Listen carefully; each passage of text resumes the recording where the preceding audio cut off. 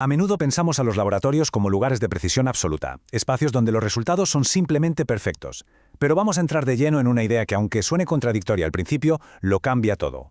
Comprender y aceptar que la aleatoriedad es inevitable es de hecho la base de la verdadera fiabilidad científica. La realidad matemática que hay detrás de un diagnóstico médico o de una simple prueba de calidad del agua es muchísimo más dinámica y fascinante de lo que podríamos imaginar.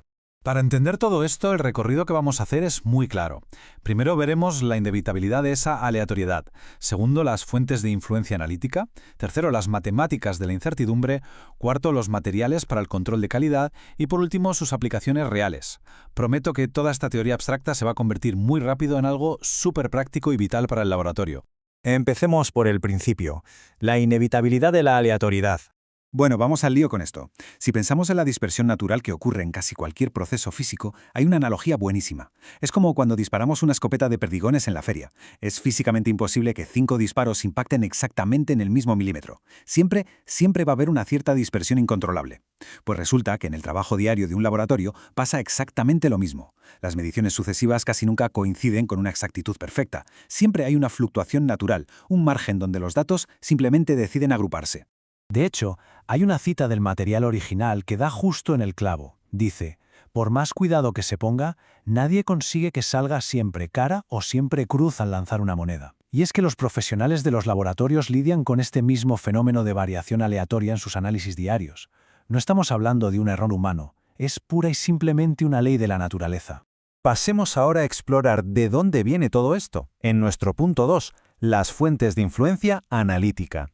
Entonces, ¿de dónde sale exactamente esta aleatoriedad tan frustrante en un entorno que se supone controlado?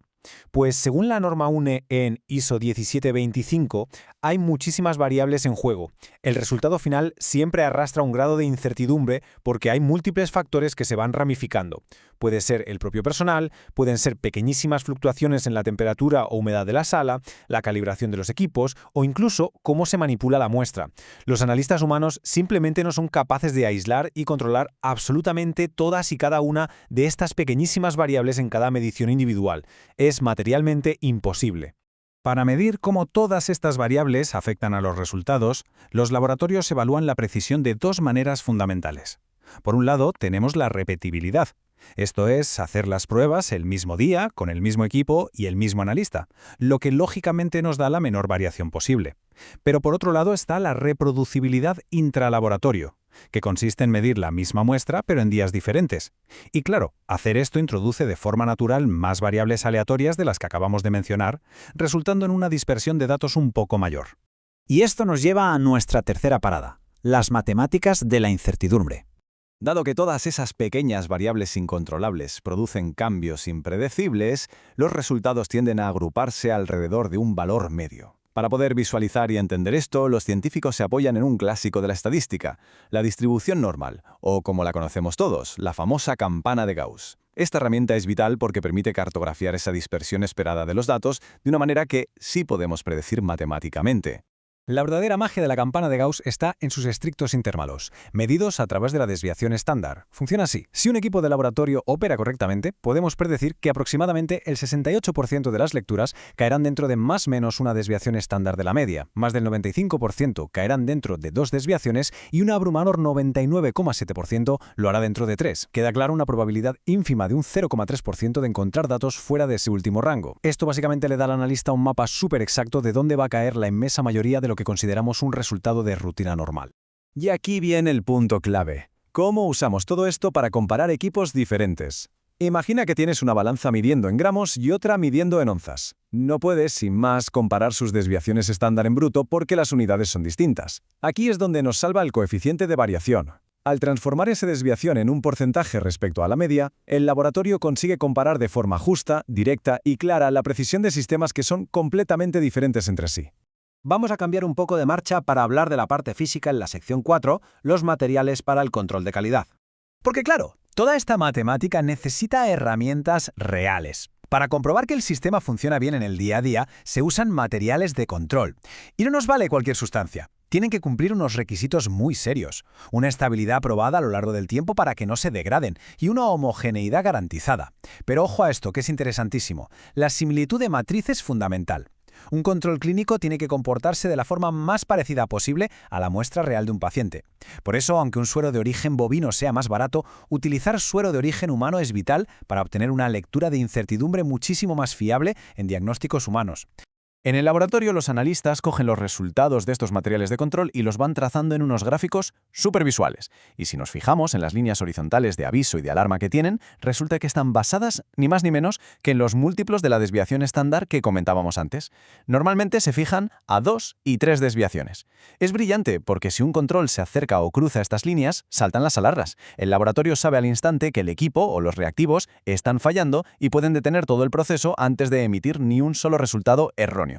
Y así llegamos por fin al punto 5, las aplicaciones reales en el laboratorio.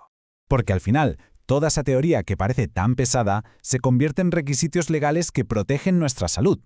Si echamos un vistazo a los decretos sobre la calidad del agua de consumo en España, vemos que la ley marca de forma estrictísima qué margen de error está permitido. Por ejemplo, al analizar la conductividad del agua potable, la ley exige que no se supere un límite del 10% de imprecisión.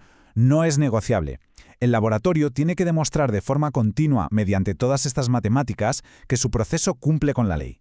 Y en el ámbito clínico, las expectativas son iguales o más rigurosas. Si miramos las exigencias para un autoanalizador de bioquímica, que es la máquina donde meten nuestras muestras de sangre, el nivel es altísimo. Imagina que se está analizando el colesterol total de un paciente, pues la técnica requiere mantener un coeficiente de variación del 5%, un margen de precisión casi perfecto. Esto demuestra que detrás de cada simple hoja con un diagnóstico hay un marco brutal de aseguramiento de calidad.